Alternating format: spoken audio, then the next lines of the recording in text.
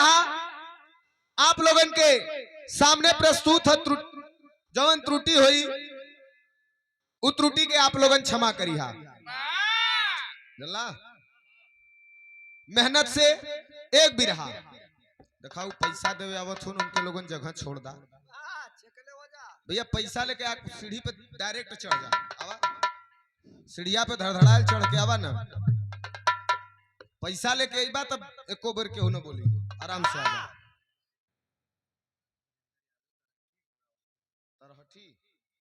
तरहठी के धरती से वीरेंद्र यादव भैया घोड़ा वाले।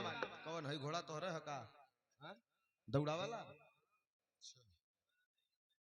अच्छा चला ठीक है। घोड़ा के एकदम इत्मीनान से होकर ठंडा पानी पियावा। काहे की जौने समय बनले रहला उस समय थोड़ा घाम रहल, जय को कर बहरे आ गल रहल। ए भैया आइए, एक बिरहा आप लोगन के सामने प्रस्तुत हो। जो त्रुटि हुई वो त्रुटि के क्षमा कर रिहा है आप लोगन। बिरहा में चाहे उजाला जी हो, आपके भी देखले ही लोगन अपने गाना से गाना मतलब रखे, वह आदत हमरो हो। गाना से गाना मतलब रखीला, न उनके कुछ टीका टिप्पणी करब न हमें टीका टिप्पणी करी है। लेकिन ये समय सोशल मीडिया पे बड़ा तेजी से टीका टिप्पणी वायरल है।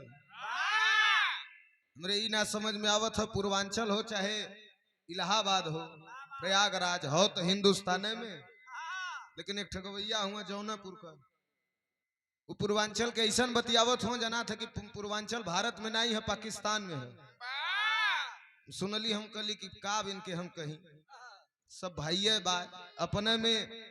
कहत हो इलाहाबाद के कलाकारों में एकता नहीं है।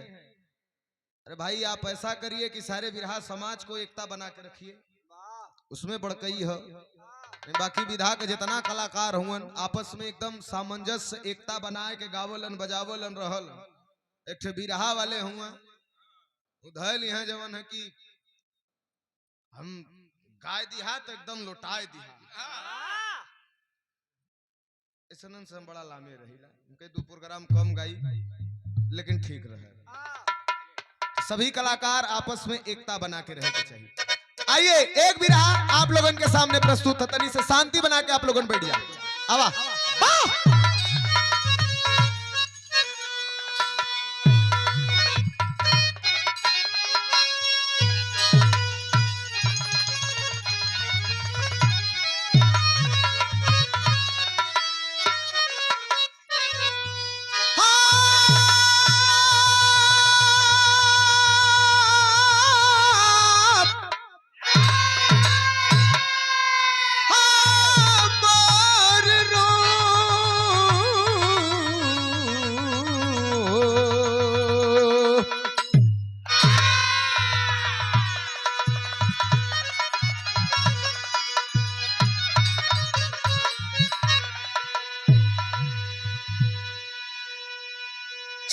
कवि जी गाना कबीर भाव में लिखत हुआ बार लिखने वाले कवि शिरोमणि कवि हृदय सम्राट पूज्य गुरु जी स्वर्गीय चंद्रिका गुरु जी का लाइन लिखलन। का दिक्कत है? हल्का साउंड कर बेस उठा दा, तैसे हारमोनिया भी उठा दिया, तैसे हमरो उठा। हमरे में लगा था बेस ज्यादा कैले हुआ। आपके आप लोगों के आवाज क्लियर आवत है ना भैया? ठीक चला।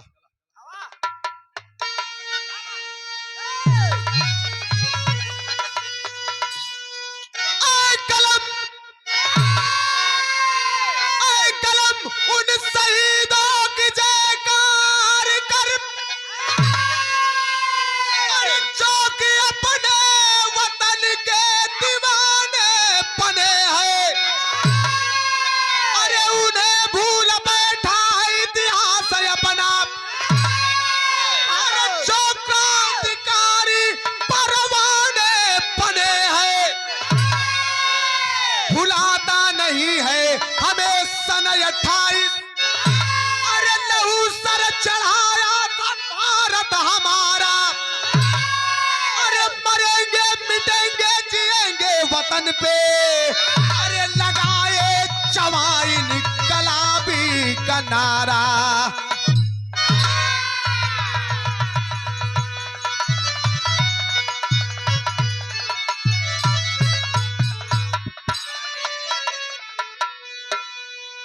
मरेंगे मिटेंगे जिएंगे वतन पे, लगाया जमा इनकलाबी का नारा।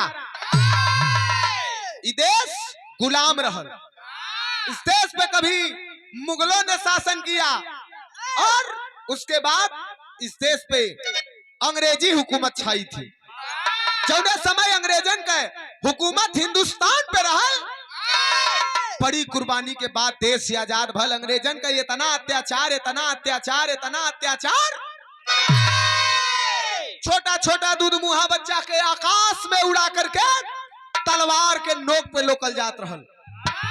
सरेआम माता बहन के इज्जत के नीलाम कर लेवल जात रहल। बगावत हो गई। दो ही दल रहल, एक ठे नरम दल, एक ठे गरम दल। नरम दल में महात्मा गांधी जी, जिन्होंने सत्याग्रह आंदोलन करके देश को आजादी दिलाने का काम किया, और गरम दल चंद्रशेखर आजाद, भगत सिंह, राजेंद्र लाहौरी लड़के देश के आजादी दिलौलन। 1928 से ही कहानी के लेवल गई है। लेकिन एक लाइन गीत है, कैसे?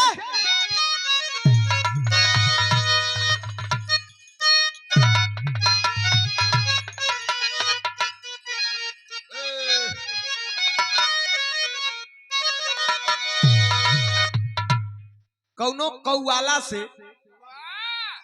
कौआला रहना, कौआल साहब कहना कौआला से, चला कौआला कहली कि मैं नाजे हुस्न हूं, तू मेरा एहतराम करो, जवानी नाम है मेरा, मुझे सलाम करो, सलाम करो। तो ओकर जवाब देले रहलन कौआल साहब, कहे कि तुझे सलाम, अरे तुझे सलाम करूं काम, मगर एक काम करो।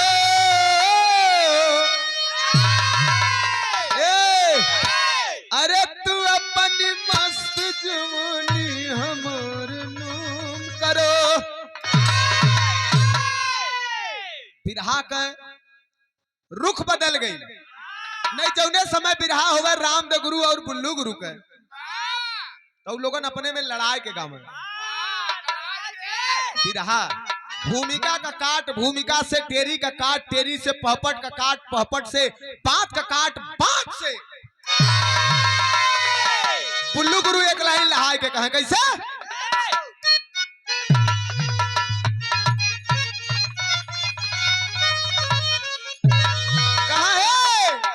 कि अरे एक बात, अरे मुरी सजनी,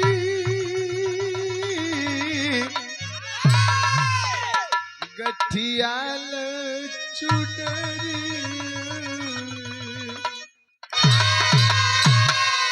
लेकिन जब रामदेव गुरु जी का पारी आवे तो यही के बदल के कहे, कैसे?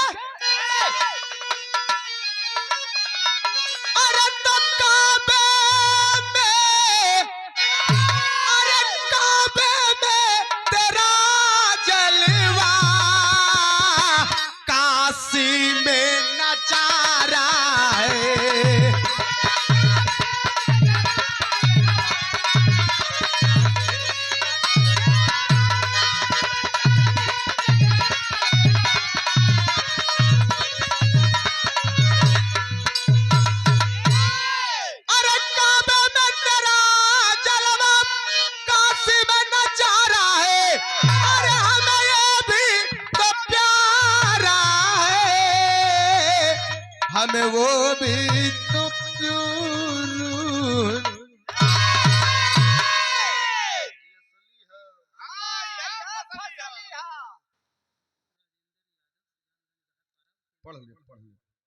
ये परम सम्मानित आप राजेंद्र यादव सुजानगंज गहरपारा से और उपेंद्र यादव जी सुजानगंज गहरपारा से, ये 201 रुपए का आशीर्वाद। बहुत बहुत प्रणाम हो, उपस्थित जनता का प्रणाम हो, आशीर्वाद के इच्छा ता जिंदगी रहे। ए भैया घोड़ा वाले भैया काहे के बिरहवा हमार ले छुआ ओके किनारे करदा आदमी के ध्यान तोहरे ओरी जाए लगी ना हम मुंह फाड़ फाड़ के चिल्लाई बदमी लगी घोड़ा ताक ओके किनारे खड़ा कर दा जहां पैसा मिले वहां दौड़ावा फ्री में मत दौड़ावा हाँ दौड़ौता बल्कि निकल ला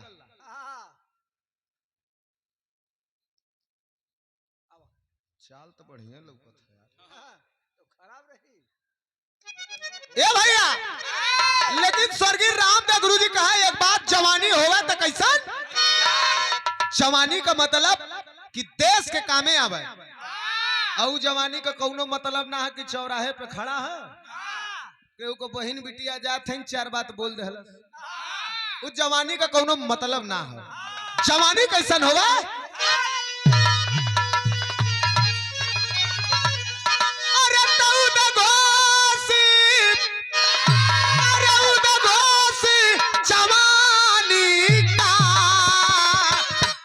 जंग मचाना है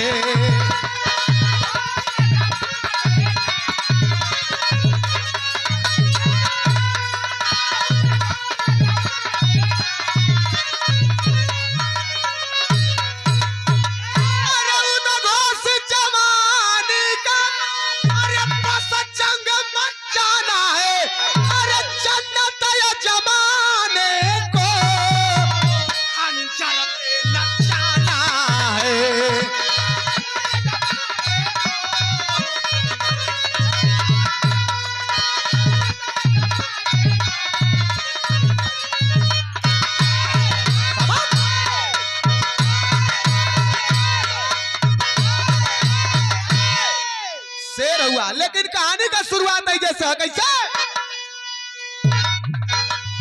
अरे तो आजाद जन्म सिद्ध है अधिकार हमारा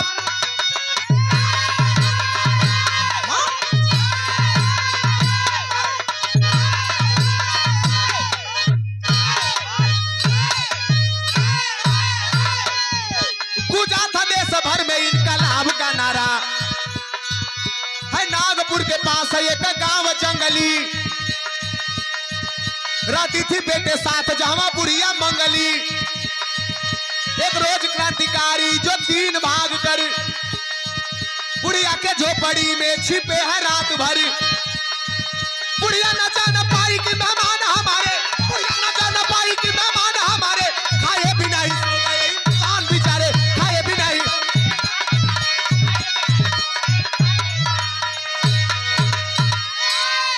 ए भैया महाराष्ट्र के अंदर एक प्रचलित शहर है जो शहर का नाम है नागपुर और वही नागपुर से सटल है जंगल रहे और वही जंगलवे में 20-25 घर का एक छोटा सा गांव रहा वही गांव में मंगली नाम का बुढ़िया रहत रहा अपने पेटवा सूरज के संगे 6 महीना पहले वो मंगली के पति के अंग्रेजन के द्वारा मौत के घाट उतार देवल गल वो विधवा जिंदगी जियत रहल अपने बेटवा के लेके एक दिन के बाद बुढ़िया अपने झोपड़ी में सुतल है बुखार रहो देखा बुखार हाथी का बल तोड़ देवेला बुखार में सुतल है और सुतल देखलस कि हमारे झोपड़िया में 3 ठे कौनो आदमी घुसत हुआ और आदमिया घुसल एक किनारे लेके चदरा ओढ़ के सुत गई बुढ़िया सोचे लगल कि पता नहीं कौन आदमी हुआ कहाँ से आयल हुआ कहाँ जात हुआ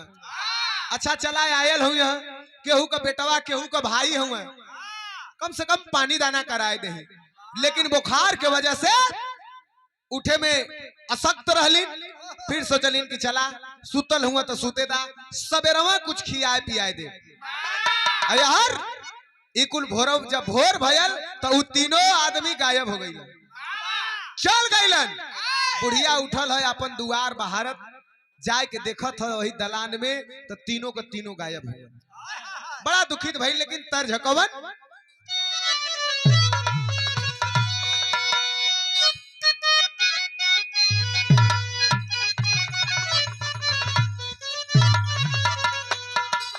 तर्ज बड़ा बढ़िया है कौनो दुल्ही शिकायत कैले रहल कौनो दुल्ही शिकायत कैले रहल, ओकर दुल्हा बड़ा छोट से मिल गल रहे।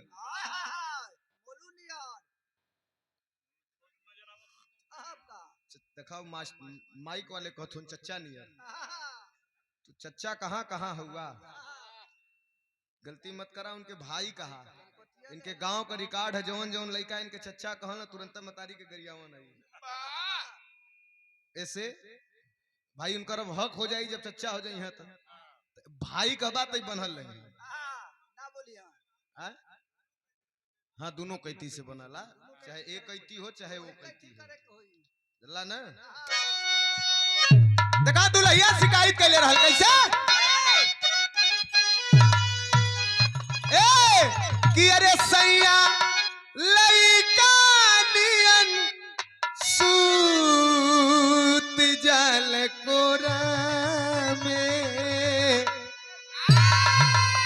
अरे दुल्हा लइका नियन सूत जल कोरा में, दिया के अजोरा में ना हो सैया लइका नियन सूत जल कोरा में, दिया के अजोरा में।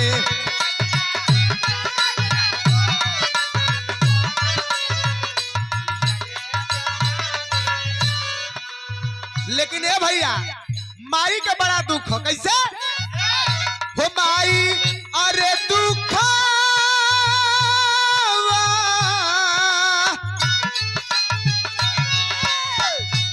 माई दुखवा में रहती बितावती बड़ी,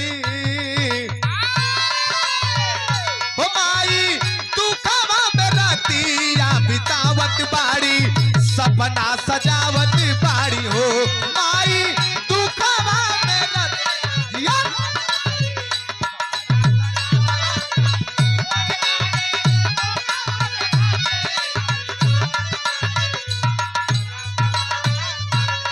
का सपना सजौले है माई, अरे होत सबेरे करब ममता दुलार हो, कवनो चमनावा के होई है पहाड़ हो,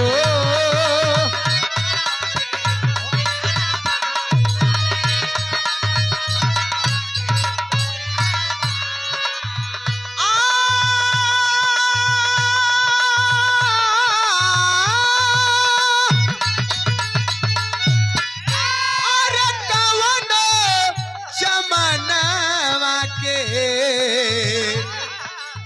होई है बाहर हो,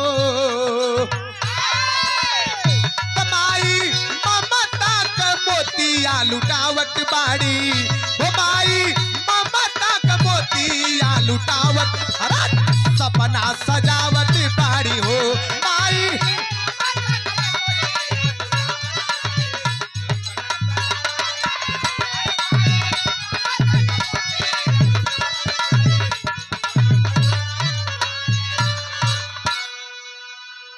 और ये देखिए सुंदर पुष्पहार 100 रुपए का पुरस्कार, Guru Kripa light decoration and sound service, operator Rohit Yadav, proprietor Janardan Yadav, LIC अभिवक्ता। रिसीव करके छोड़ दा, पता बुढ़नपुर निभापुर जौनपुर। ये आपकी ओर से आशीर्वाद है, बहुत बहुत प्रणाम दिखाई है, कुलहमन के एनर्जी है। बाकी भैया लोग आराम से बैठ के सुनत हुआ, बहुत बहुत प्रणाम है, जे देत है ओहू के प्रणाम है, जे ना देत है ओके विशेष प्रणाम है। ए भैया माई कहली कि सवेरे सेवा करब, लेकिन जब सवेर भयल तब माई जाए के जब झोपड़ी में झांके लगलिन तो तीनों का तीनों गायब। बड़ा दुखित भइलिन कि आए हाय है, देखा राती कैलन बिहाने कुल गायब हो गईलन, पता नहीं केकर लइका रहला, कहां से आवत रहला, कहां जात रहला, थकायल रहला, भूखायल रहला कि पियासल रहला, चल गईलन।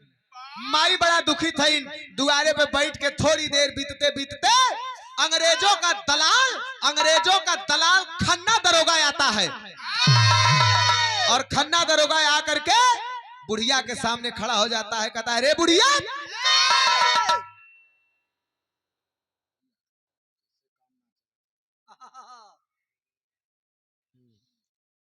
ये भैया खन्ना दरोगा आके कलश की करे बुढ़िया अब 6 महीना पहले तोरे पति के मौत के घाट उतार देवल गल अब वही तोरे चैन ना हो क्रांतिकारियन के पनाह दे थई बुढ़िया कलश की भैया कौने क्रांतिकारी के पनाह देली हम तो चुपचाप जिंदगी बितावत हई अपने बेटवा के संगे कल रात में तेरे घर पे 3 क्रांतिकारी भाग करके आए थे सुबह जाते वक्त गांव के लोगों ने देखा है कहा के रहल कहा राजगुरु सुखदेव चंद्रशेखर कहे शेखर हमार बेटवा शेखर आलन अरे वो हमारा बेटा ना पूरे हिंदुस्तान का बेटा रहलन माई बड़ा दुखित भइल इनकी अब तो सरकार अब अहीं तक तो दुख रहल लेकिन अब अति दुख हो गया माई कहलिन कैसे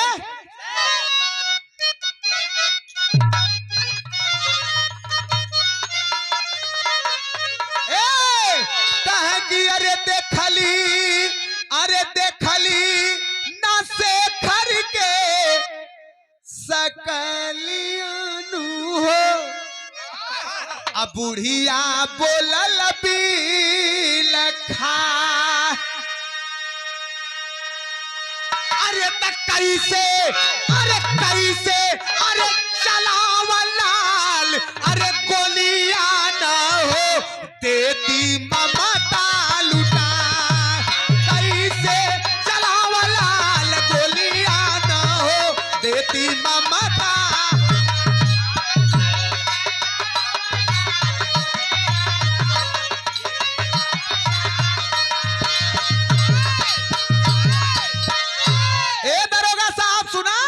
हम तो शेखर के देख ना पौली अरे जनती की अइले अरे चंद्रशेखर पाया रगिया अरे दूधावा पियावती बैठौती अपने गोदिया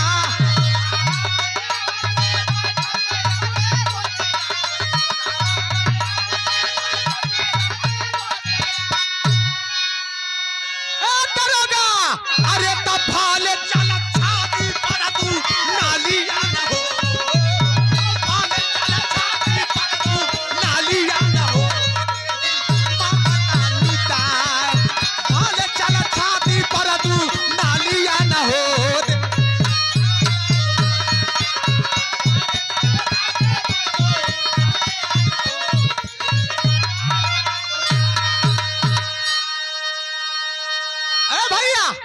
बुढ़िया माई कलश के रे धमकावत हुआ बंदूक चमकावत हुआ हम तो शेखर के ना देख पौली अगर देखले रहती तो रतिया के उठ के अपने बेटवा के कुछ खिया पिया दिले हुई आई बंदूक मत चमकावा बूढ़ी हड्डी में ताकत नहीं है लेकिन तोहरे का हसर हमार करता होकर कोनो गम भी ना रहे दरोगा जब सुनलस कलश की रे फूक दे ही तो नौजवानन के सीने में नया क्रांतिकारी पैदा हो जाए सब खन्ना दरोगा आग बबूला हो जाता है और एक काम करता है क्या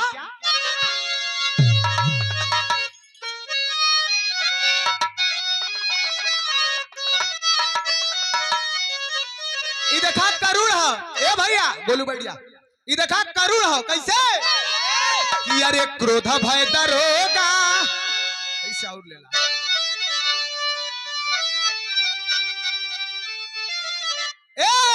अरे तक क्रोधित भय दरोगा उस पार बन के मुदई अरे कोड़ावा से करने लगा वार बन के मुदई तब बूढ़ी अमाई गया चल अले लो में रंगाइल हो अरे बूढ़ी अमाई गया चल अरे लो से रंगायल हो अमाई यही धरतिया के कारण भइल घायल अरे तो चल दिया अरे कई के तुरंत वार बन के मुदई बुढ़िया बेहोश भई लाचार बन के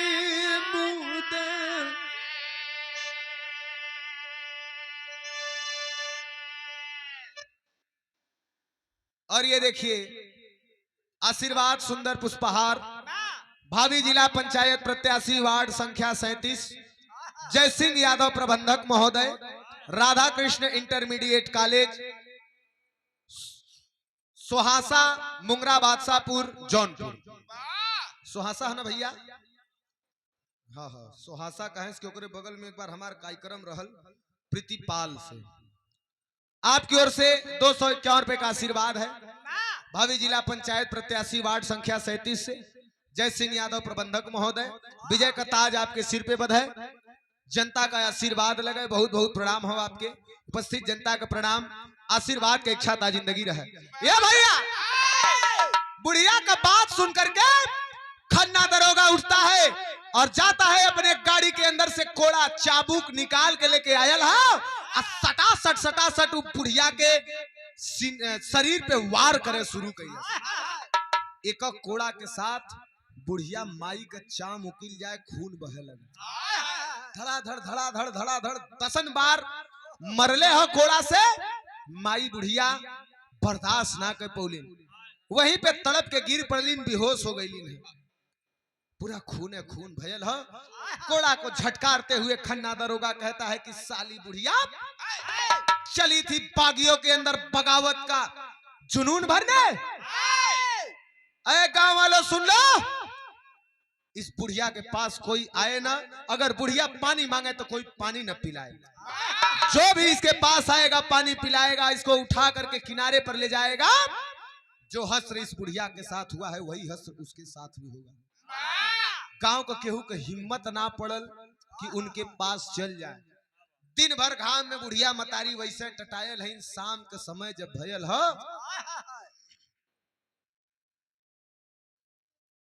और ये शोकाकुल परिवार से परम पूज्य खूब नारायण यादव दिवंगत बाबूजी के तीसरे नंबर के सुपुत्र हैं आप, परम आदरणीय आप दया शंकर यादव, आप पूज्य महानुभाव की ओर से आशीर्वाद 201 रुपया। बहुत बहुत प्रणाम हो आपके, उपस्थित जनता का प्रणाम बा। ये भैया शाम का समय भैया, दिन भर घामे में बुढ़िया माई वैसे रोड पे पड़ल है। शाम के समय वो बुढ़िया मतारी का बेटवा सूरज जंगल से लौटल है तो काट के लकड़ी जंगल से बुढ़िया का बेटा आया है। अरे उस रक्त रंजिता माता को गोदी के पीछे उठाया है। बोली बुढ़िया ये लाल मेरे आजादी सुमन खिलाना तू। अरे लहू के कतरे कतरे से चल के हिसाब चुकाना तू। जंगल से लकड़ी काट के बुढ़िया माई का बेटवा सूरज आयल है। चलिए बा सीढ़ी पे चलिए बा। सूरज आयल है, अपने माई के देखलस लकड़ी का गट्ठर एक तरफ फेंक के दौड़ के गयल है, बुढ़िया माई के अपने गोद में उठा ले। हंसराजपुर से भैया अभी मत करा, अभी और करा। जब देह गरमाले तब कुछ काम होला। हाँ बस वही रह दा, वही आजमगढ़ उरी रह दा, गा के बैठा तो बनारस कर दी। ये हंसराजपुर के धरती से आदरणीय आप जितेंद्र यादव बड़े भैया की ओर से 201 रुपए का आशीर्वाद है।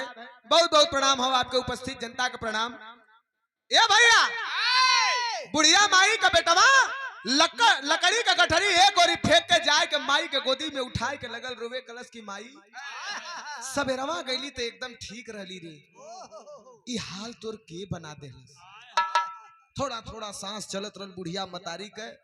अपने बेटवा का आवाज जब कान में पड़ल है तो ताक के कलश की बेटा सूरज कह हाँ माई, हमारी हाल करे वाला अंग्रेजन का दलाल खन्ना है और कसम हाथों के लाल हमरे मौत का बदला ली है। हमके ये गम ना हो कि हम मरत है, आना नाहक मरत है, ये बात का गम हो। रात के घर में आ ललन 3 ठे आदमी हम देखले रहे, सोचली कि रतिया के कुछ खिया पिया दे, सोचली बिहाने खिया दे, अस्किताए गईली। सवेरे चल गई कुल पता लगल कि राजगुरु सुखदेव और चंद्रशेखर आजाद तीनों क्रांतिकारी तो हर भैया आ ललन। ये बेटा जाना शेखर के साथ मिलकर के आजाद हिंद फौज के साथ देश की सेवा करना और मेरी मौत का बदला जरूर ले लेना। इतना कहत कहत माई बुढ़िया दम के तोड़ देलस। सूरज के गोद में ही माँ दम को तोड़ देती है। रोते बिलखते सूरज ले जाके नदी के किनारे माई के चिता सजाए के अंतिम क्रियाक्रम कैलन। अंतिम क्रियाक्रम करने के बाद जलती चिता की तरफ हाथ उठा करके कसम खाता है। क्या कहता है?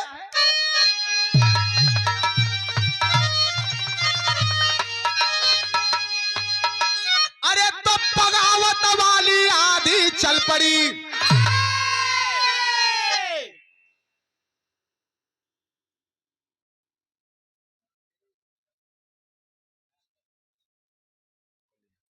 ये पूज्य गुरुजी बिरहा सम्राट स्वर्गीय राम कैलाश यादव दद्दा के आप नवरासी, आपके नाती ध्रुव यादव, पूर्व बीडीसी आशापुर, आपकी ओर से आशीर्वाद हो 101 रुपया। बहुत बहुत प्रणाम हो, उपस्थित जनता का प्रणाम। आवा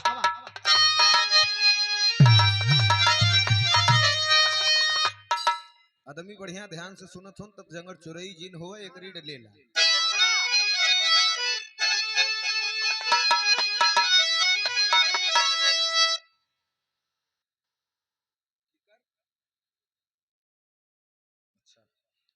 काहे घर आवा? अरे चला था तू आवा ना, आवा 1 मिनट का समय निकाल के पुरस्कार भेज दे। तू बैठल बैठल आवा, आवा आवा खड़ा हो जा। कलाकार हो के कहे के कलाकार हैं और उसके पहले हमारे भाई हैं।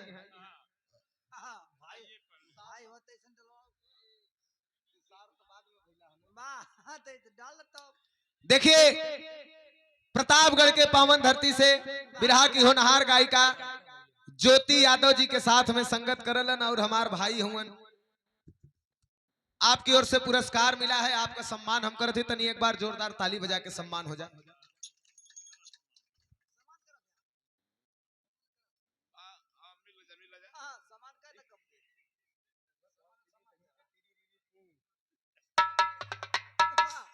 बैठ जाए पे। क्या बात है। हाँ तो सही आदमी के पहरौला है। हाँ उनके पहिरा देला तो वो के प्लास्टिक में लेके घरे ले चले पतो प्रेमी हुआ। आवा भैया आवा।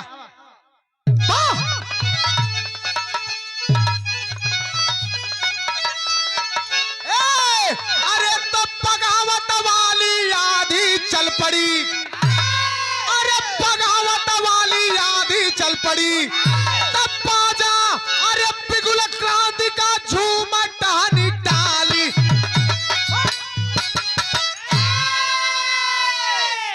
माई की कसम खा लेलस कि ए माई तोरे मौत का बदला ले और जब तक खन्ना दरोगा के न मारब तब तक चैन ना पड़ी। चला ले कैसे देखा यहाँ गीत लगल राम दे गुरु बुल्लू गुरु जी वाली बांध के रहे एकदम। देखा सुना एक दाई सगेलू उस्ताद का आत्मा उतारा, एक दाई साधु दादा। साधु दादा बजावे कई कोत करे। आवा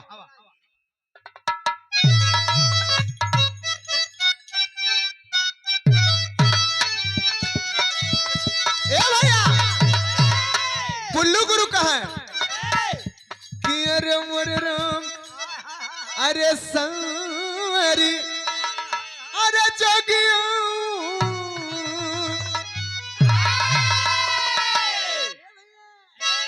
कह के अरे हम गवना नहीं जो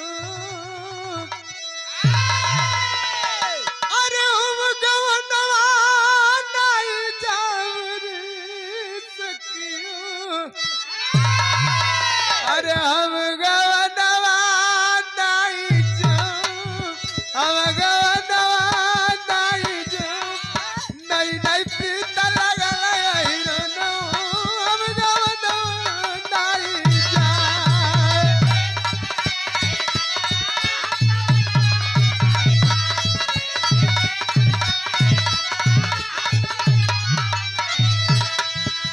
ए भैया रामदेव गुरु जी जब खड़ा हुआ तो चुटकी लेके कहे कि कहो काहे गौना न जई बुझाए लायक तो हो ही गए। तो कहे का कि अरे हम गवनवा कहिया जा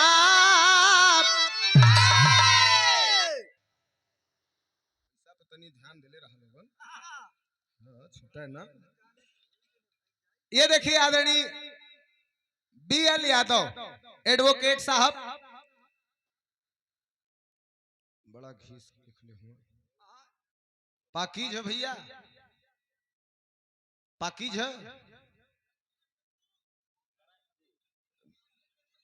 अच्छा, तहसील मछली शहर सराय फत्तू गांव, सब गांव का नाम है। BL यादव एडवोकेट साहब, आपकी ओर से 100 रुपए का आशीर्वाद है, बहुत बहुत प्रणाम है। उपस्थित जनता का प्रणाम, आशीर्वाद के इच्छा ता जिंदगी रहे। देखा पढ़ल लिखल बड़ा कम है, ये बिरहा के चक्कर में पढ़ाई लिखाई भी ना कर पौली। 10 का पेपर रहल, बोर्ड का एग्जाम रहल बनारस में, जो न की सेंटर गयल रहल, सारनाथ ना रहल, लहुरा वीर के बगल में रहल, इतना भी भुलक्कड़ ना है। 2 पेपर देले रहली, तीसरा पेपर रहल हिंदी का, और वही समय फोन आ गल कलकत्ता से कि बच्ची कलकत्ता एक बिरहा है गावे के, गा देबा? हम कहली एकदम गा दे। कहला तब कब अइबा? हम कहली कब गावे के है? कहला जहां हुआ अभी तैयारी कला, सवेरे ट्रेन धला और चल आवा यहाँ पे। कहली ठीक है। उस सवेरे कहना बोलावे के हम सजवे मुगल सराय से धै लेली ट्रेन, धड़धड़ा के पहुंच गेली, जाए के हावड़ा उतरली, वहां से पहुंच गेली मोची बाजार आश्रम पे। अहर पेपर चालू, बिता उता के खूब बढ़िया से बिरहा उरहा गाय के 10 दिन घूम के तब पहुंचली। जाए के जब अपने स्कूल में खड़ा भेली, तिवारी सर देखलन, कलन चूतिया बिरहा के चक्कर में पेपर छोड़ देला। मेन पेपर रहल हिंदी का, वही के छोड़ के गईला है।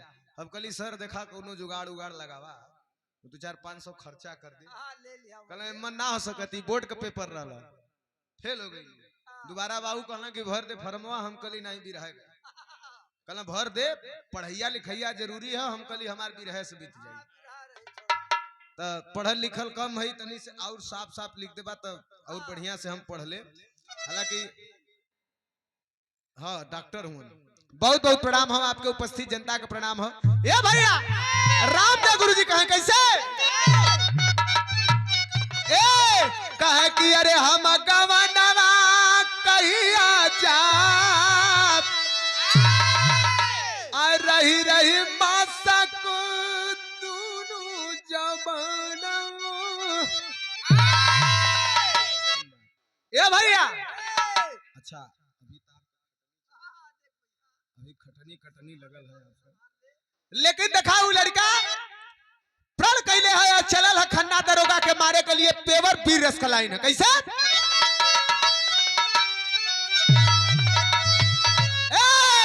तारे हम तूफानवा करबे, हम तूफानवा करबे, हम तूफानवा करबे ना, चाहे रही है या चाहे है जानवा, चाहे रही है या चाहे है जानवा, हम तूफानवा करबे ना, अरे चाहे रही है या चाहे है।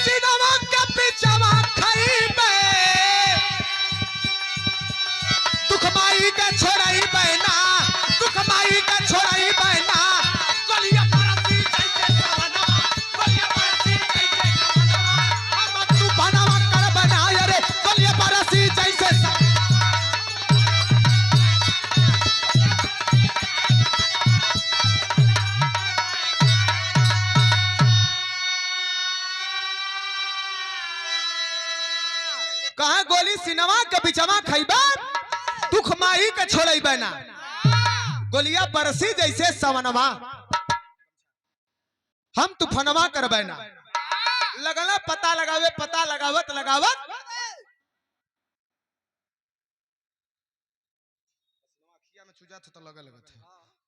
ये भैया पता लगावत लगावत पता लगा लेलन उनके बंगला का, और धीरे धीरे पता लगावे लगलन इनके दिनचर्या का।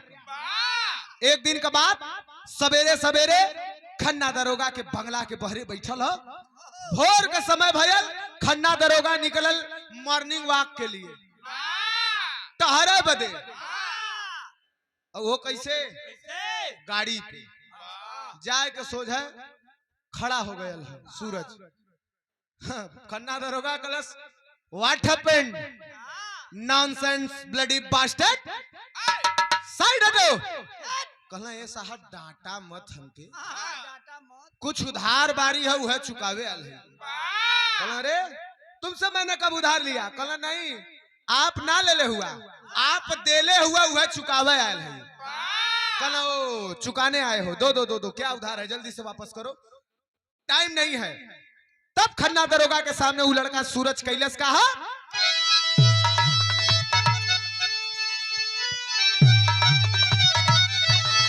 चढ़ जा।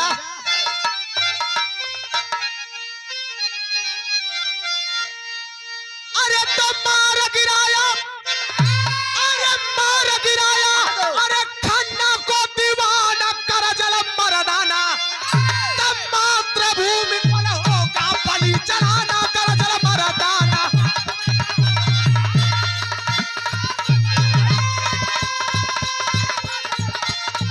अरे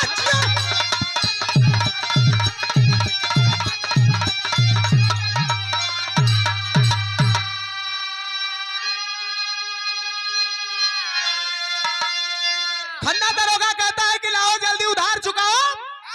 झोला में हाथ डलस और निकाल कर पिस्तौल एकदम सामने खड़ा हो। अब वही है खन्ना दरोगा बाबा करता है तले धार से मरवा, एक गोली लगल तो नीचे गिर के लगल छटपटाए, और जब छपटियाए लगल तले कलश के वही साला जिंदा तले फिर सटाए के एक गोली आउर रसीद कैलस। और जब एक गोली आउर रसीद कैलस अंग्रेजन सीटी बजा देलन कि अरे पकड़ा, ये क्रांतिकारी भगने न पाए, जल्दी से पकड़ लो। तब भयल का अरे तो पीछे पड़ी अंग्रेजी फोर्स, अरे पीछे पड़ी अंग्रेजी फोर्स, वो नागपुर में आया हो। अरे चंपाबाई के कोठा पे अरे जाके अलख जगाया।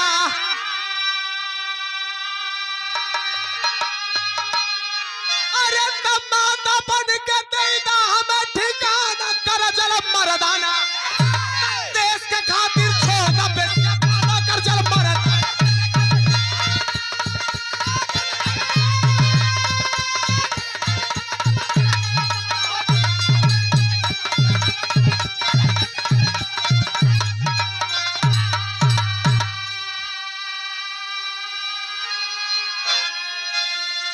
ए भैया अंग्रेज भिसिल बजा देलन पकड़ो, ये क्रांतिकारी भगने न पाए। और तब तक अंग्रेजी फोर्स पीछे लगल। यार भागत भागत भागत भागत भागत आयल कहा नागपुर सिटी में।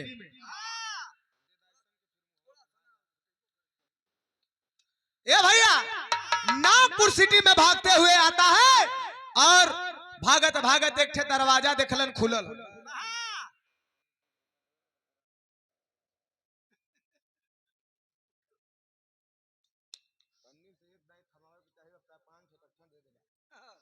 ये भैया एक ठे दरवाजा खुलल है, उस दरवाजा के अंदर प्रवेश कैलस और जैसा प्रवेश कैलस एक ठे सीढ़ी रहे।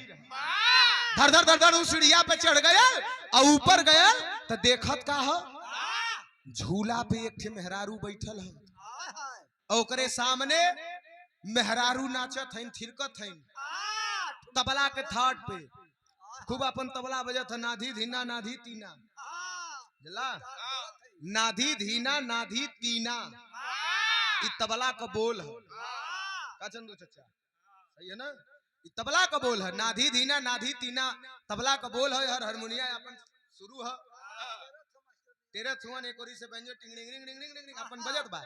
हर एक नर्तकी नाचत था और सामने बैठल आदमी हाथ में गजरा लपेट के बैठ के सुहा गजरा एक हाथे में शराब ले ले हुए एक सिप मारत हुआ नौकरे बात कथुन वाह क्या बात है। ऐसा तैसन दरवाजा नहीं रहल, चंपाबाई का कोठा रहल।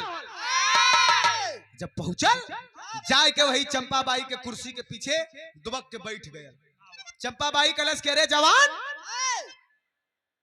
शानदार जवानी लिए हो, कुर्सी के पीछे क्यों जाते हो, सामने आओ और हुस्न का मजा लो। बस आए के गवा खड़ा होके कलश की सुना, हम अंग्रेजन के दलाल के खन्ना दरोगा के मार के आयल है। चंपाबाई कलश, अरे बाप रे बाप, यहाँ क्यों चले आए? जल्दी से भाग जाओ, जल्दी से भाग जाओ, नहीं तो हमार कोठा बंद करावो तो उन्हन के टाइम ना लगी। जल्दी से जाओ। कहे माई हम क्रांतिकारी है, और यही खन्ना दरोगा कुछ दिन पहले हमरे बुढ़िया मतारी के 80-85 साल का उम्र रहल है, कोड़ा से मारत मारत मौत के घाट उतार दे। वही का बदला लेके चलल है राजगुरु सुखदेव भगत चंद्रशेखर आजाद का चेला हम है।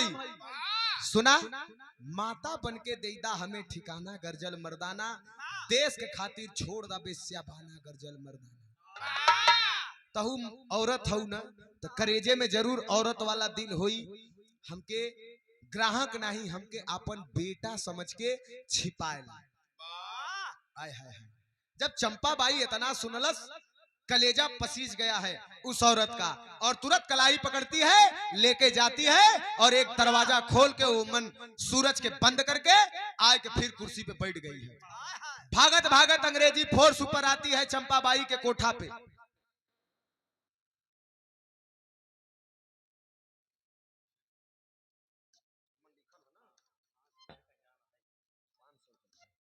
वाह क्या बात है, ये 500 घर का अहिरान हो, बहुत बहुत बधाई हो, और 500 घर अहिरान के भी बहुत बहुत प्रणाम हो।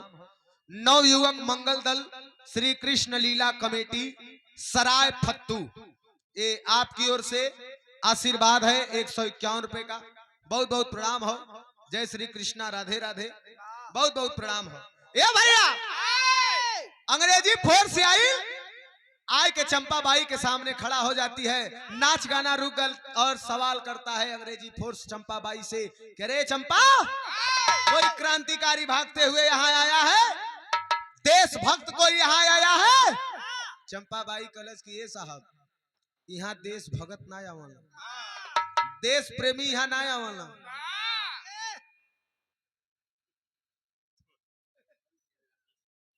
यहाँ देश प्रेमी ना आवाला, जल्ला मेहरारू का जे भुतौड़ल होला एकदम, उ है यहाँ आवेला, अपन आग बुझावला, तपिस बुझावला, निकल जाला।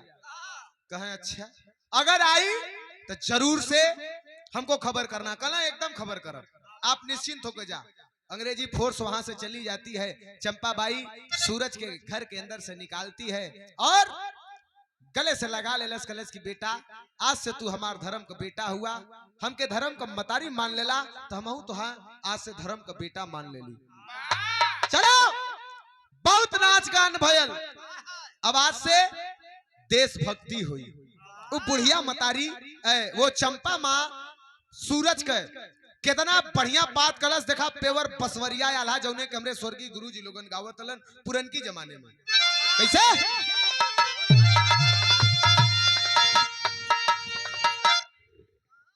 यूट्यूबर लोग सजग हो,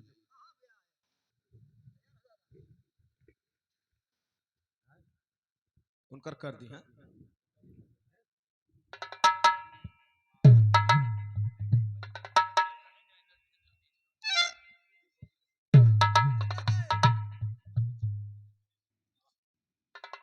संभार के जा, खाते दे बा, बजा क्या हुआ, बजा के जिया।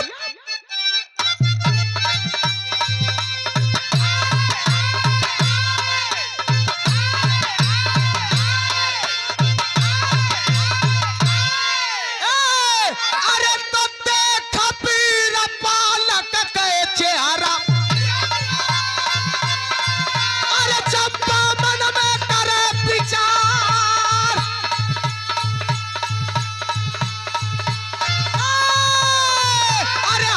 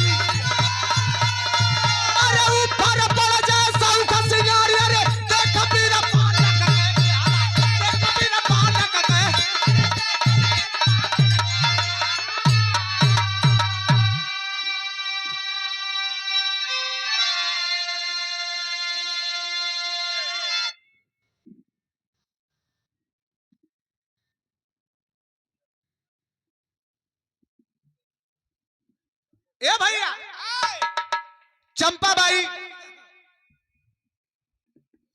चंपाबाई सूरज के धर्म का बेटा बना करके अपने पास में रख लेलस और कहलस कि बेटा आज के बाद ही कोठा पे न तबला बजी न तो हारमोनिया बजी न तो नृत्य होई न तो नाच होई कुछ ना होई मात्र देश का सेवा हुई। आय हाय हाय भयल का कहना हो आला में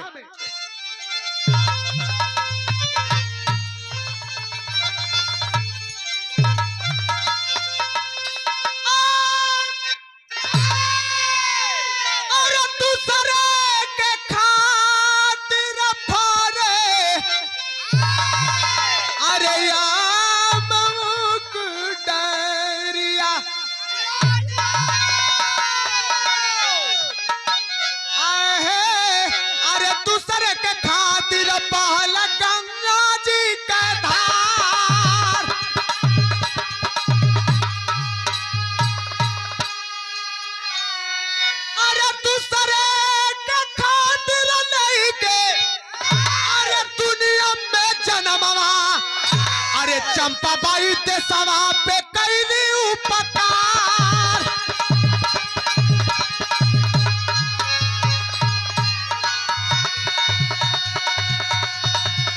अरे चंपा का बेटा जब चुनी लाल राले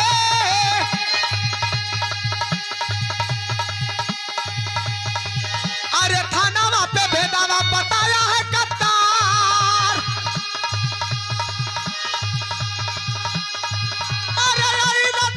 चंपाबाई के दुआरा चंदू भैया पकड़ अरे आई ना दरोगा चंपाबाई के दुआरा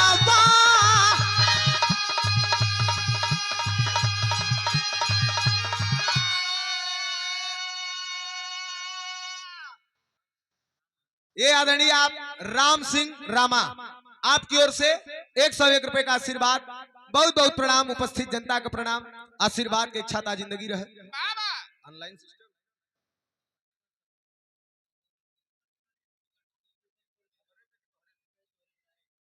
अच्छा और ये देखिए के ग्रुप महाराष्ट्र पुणे एवं युग होटल रेस्टोरेंट मुंगरा बादशाहपुर ब्रिजेश यादव जी प्रमोद यादव जी सूरज यादव जी आप तीनों महानुभाव तीनों मूर्ति की ओर से 500 रुपए का योगदान आया है। 5 मतलब 1500।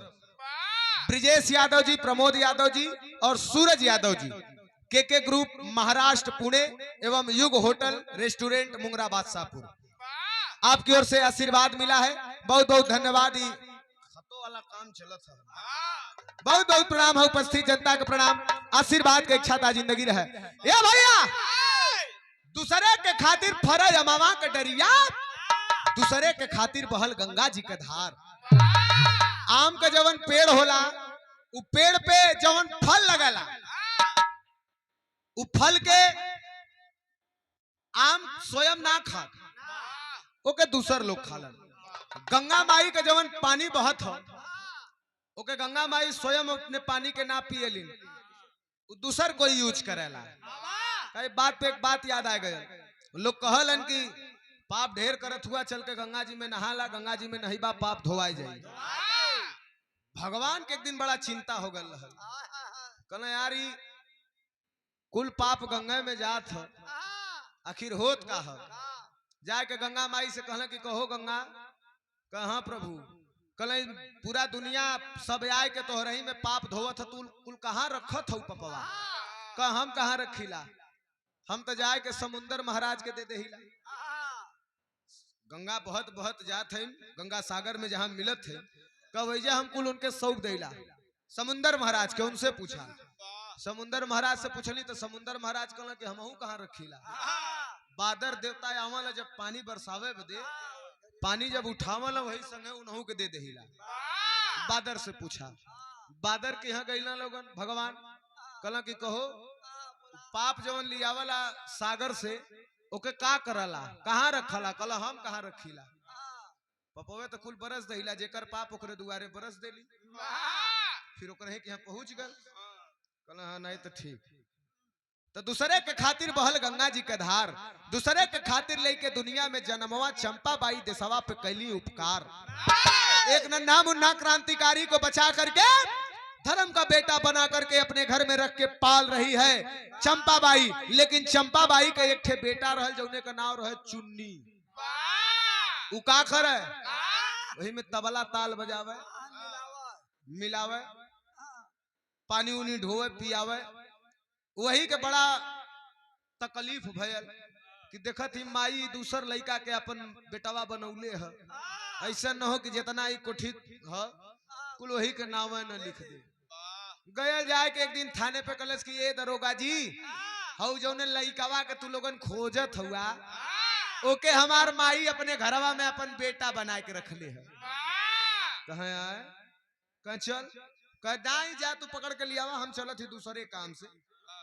दरोगा साहब कहला के बंद करा थाने में, अगर झूठी खबर हुई तो पहले यही के मारब। ओके थाने में बंद करके दरोगा साहब पहुंचल हुए चंपा बाई के कोठा पे। चंपा बाई के कोठा पे जब पहुंचलन दरोगा साहब, तो वहां चंपा बाई सूरज के संगे करत का रहली। ये 100 रुपए का आशीर्वाद स्वर्गीय खूब नारायण यादव जी के चौथे सुपुत्र आदरणीय विजय शंकर यादव जी, दिवंगत बाबूजी के आप चौथे सुपुत्र विजय शंकर यादव, आपकी ओर से आशीर्वाद है। बहुत बहुत प्रणाम हो। शोका कुल परिवार के हर सदस्य के प्रणाम हो और दिवंगत आत्मा पूज्य बाबूजी के चरणों में कोटि से नमन प्रणाम वंदन हो। ये भैया दरोगा जब अइलन कोठा पे चंपा बाई के, तो वो समय चंपा बाई सूरज के संगे का करत रहली।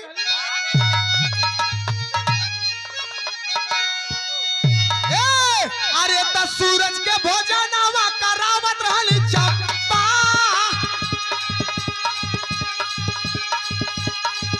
अरे सूरज के भोजनवा करावत रहली चंपा।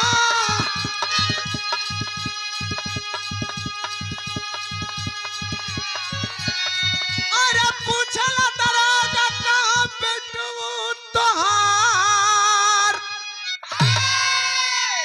ए भैया छत पे जब पहुंचलन दरोगा साहब, वो समय चंपा बाई खाना निवाला सान के अपने हाथे सूरज के मुंह में खियावत रही। सूरज खात हुआ, वही समय दरोगा साहब जाके कहलन करे चंपा तेरा बेटा कहाँ है। चंपा बाई कहला सखिया में चन्नर मरले है, ये अनहर हो गए हुआ, ये हमारा लड़का है खाना खियावत है। कहला चलो थाने पर एक और लड़का आया है, वो अपने आप को तुम्हारा बेटा बता रहा है। चंपा बाई समझ गई कि सरवा दोगला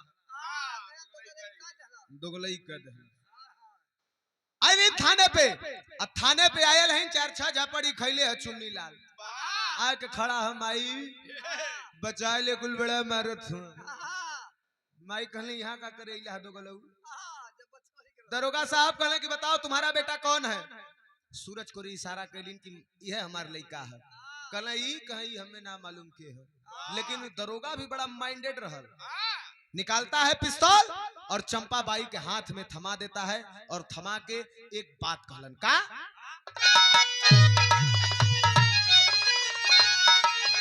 अरे तताई का पिस्तौलिया दरोगा कहाँ बतिया।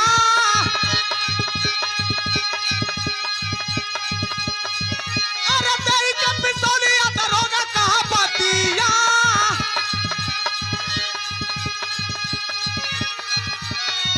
अरे अपन बेटा छोड़ दूसरे के देबू मार। अरे तया फत में, अरे या फत में परनवा पड़ल चंपा के, चंपा के बचाई की धर्म आवे।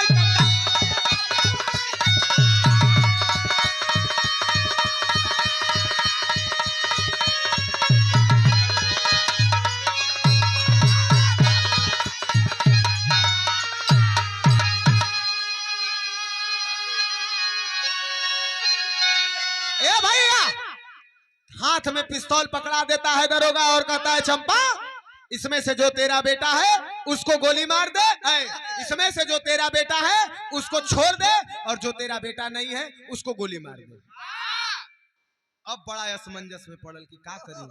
अपने बेटा के मार दे, जौने के अपने उदर से जन्मौले है, अपने हाड़ मास से सिंचले है। बाप को पता तो नहीं है, लेकिन हो तो बेटा हमारे अपने गर्भ में के पलले है। अपने बेटवा के मारी कि धर्म के लड़का के मारी, का करी सोचत है। दरोगा बोलता है कि रे बुढ़िया चंपा, ज्यादा सोच क्यों रही है, एक बार में फैसला ले, जो तेरा बेटा है उसको छोड़ दे और जो तेरा बेटा नहीं है उसको गोली मार। तुरंत ऑन द स्पॉट फैसला ले।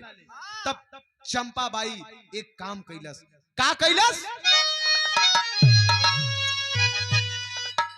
पैसा ले बेटा, बड़ी मेहनत से पैसा आया था।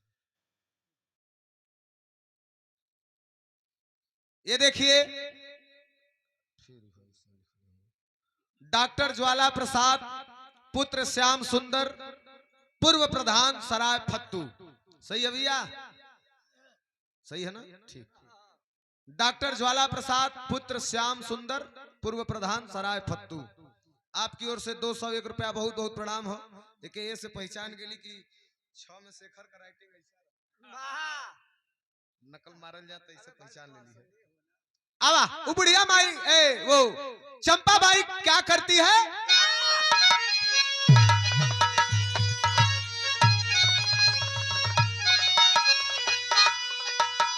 अरे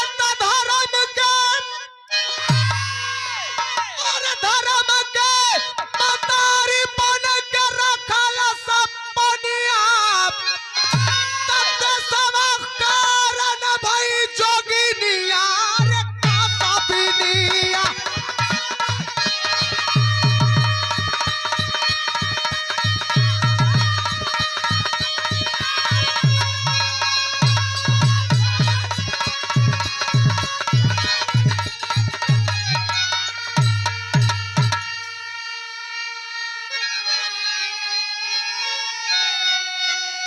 धर्म का मतारी बन के रखलस पनिया, देसवा कारण भाई जोगिनिया रे कसबिनिया। का कैलस? सोचा था कि चुन्नी बेटा रही के हमार तबला ताल मिलई है।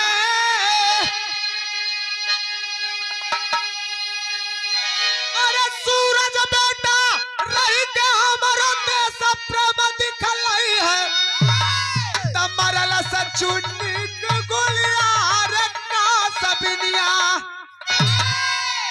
सोचलस चुन्नी रह के का करी है, बहुत करी है, नाधी धीना नाधी तीना करी है, हारमोनिया ढोलक का ताल मिलई है, पानी पिए है, उससे बेसी का करी है, गहकी फंसा के लिए है और का करी है। लेकिन हमार सूरज बेटा अगर रही है तो देशभक्ति दिखाई है, देश के आजादी दिलाई है।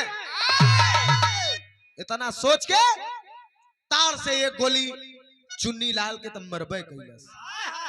जब गोली लगल है चुन्नी लाल के, तो जब लगल गोली तो धार से गिरत गिरत कलश की आ हिरे माई ई का कैली।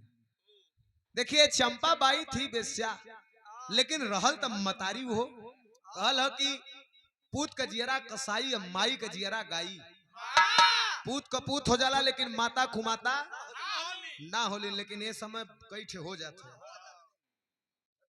चाची के भी बचा कर किया, बड़ा हाथ रोज बिरह में घूमत हुआ नहीं हुआ, उदय भैया के निगाह ये भैया गिरते गिरते जब बोला है आहिर माई ई का कैली, लग गयल चंपा बाई के कलेजे में ये बात। और एक काम करती है चंपा, क्या? माई कही के चुन्नी गिर गए। अरे चंपा तब घबराई,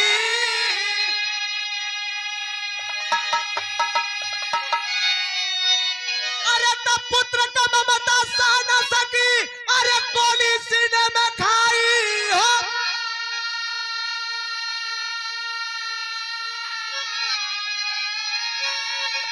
अरे तब माटी हो गई पदनिया।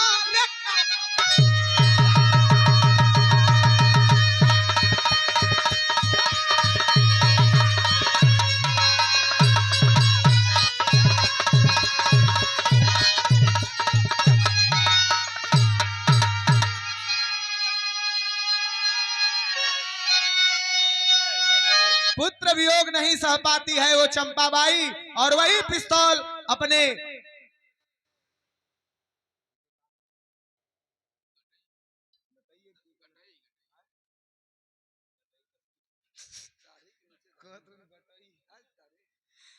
अपने दाढ़ी के नीचे यही पे सटाई के यही पे सटाई के एक गोली धार से मल्लस, यहाँ से गोली घुसल, यहाँ से निकल गई, धार से गिरल है जमीन पे। दरोगा ताकत हवन सूरज के, कलई का कलई कवन, कल हम ना मालूम, कहे तुम कौन, कहना इनकर बेटावा, कल अपने ओके गोली मरलस, अपने को क्यों गोली मारी, कहना देखा हो तो मतारिये न, केहू को बेटी बेटा जरूर रहल होई, एक पाप हो गल, यही से प्रायश्चित पश्चाताप के कारण अपने आप के गोली मार ले ली। कल का चाहत हुआ, कल बस यह माई वाली लसिया दे दा, ले जाई अंतिम संस्कार करे के लिए, कल एकर ले जाके वही बिजुलिया वाली में फूक दा, कल करे ता करे ले का, कहे साहब घूम घूम बर्फ बेचीला। तो ये है हमारे देश का इतिहास, जो कि देश को आजादी दिलाने के लिए न जाने कितने वीरों ने अपनी खून के आखिरी कतरे को बहाने से पीछे नहीं हटा। आज भी देश आजाद हो गया है, लेकिन आजादी आज भी रोज रोज कुर्बानी मांगे ले, कैसे?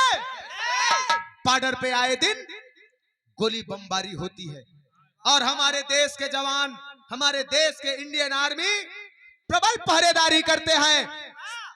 जहां पे -डिग्री में पारा होला, हम आप घरे में कमरा ओढ़ के सुतल जाला, ओइसने समय हमारे देश का जवान खड़ा होकर के दुश्मन का दांत खट्टा करे का काम करल। बीच में एक न्यूज आई हल, एक हनुमत थप्पा नाम का एक फौजी था, जो कि देश के सुरक्षा करते करते बर्फ में दब गया था, और काफी समय बाद उनके लोग बर्फ से निकललन, उनकर परिवार ना रहल, उनकर माई बाऊ मेहरारू लइका सब रहल, उहो चाहतन तो अपने घरे रहतन। लेकिन हमरे देश के जवान अगर सब लोग यह सोच ले कि हम घरे रह, फौज में ना जा, बड़ा मशक्कत सहे के होला, तो हमारे देश कहिए बर्बाद हो जाए। लेकिन हमारे देश का जवान, हमारे देश का लोग अपने देश के आन बान शान और सुरक्षा के लिए तैनात है।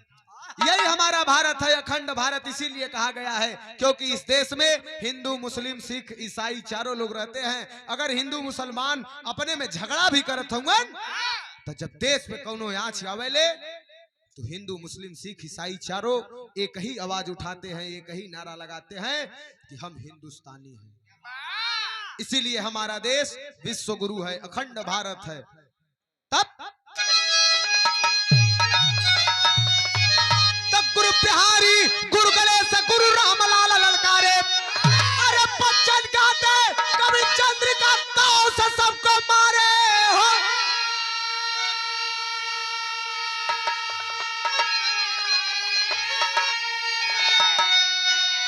तब बगावत वाली आंधी चल पड़ी, बगावत वाली आंधी चल पड़ी, रामदेव चंद्रिका कवि